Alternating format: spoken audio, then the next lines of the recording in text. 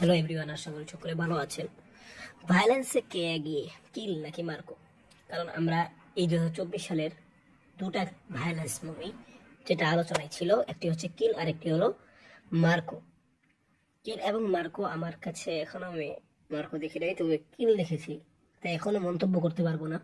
তবে মানুষের যে ইয়েটা রয়েছে, মানুষের যে রিভিউটা, এতে মনে হচ্ছে কি মার্কো এগিয়ে। তিনি বলছেন বিক্রমও কিন্তু কম মুভি নয়। সালার, কিল, এদের বাপ হচ্ছে মার্কো। অর্থাৎ মানুষের রিভিউ যেটা বলে, তারা তো কম মুভি দেখে নাই, তাদের কাছে যেহেতু মার্কো সেরা, অর্থাৎ মার্কোই সেরা।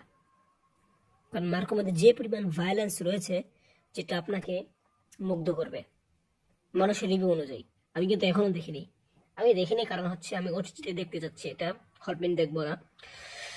মানে এত কিছু কিছু স্কিন আমি দেখেছি খুব ভালো, এই কারণেই দেখছি না। কারণটা হচ্ছে এটাই যে এটা এত পরিমাণ ভায়োলেন্স, আমার বন্ধু বান্ধব যারা দেখেছে তারা বলছে এত পরিমাণ ভায়োলেন্স, এটা নন এইচডি দেখা ঠিক হবে না।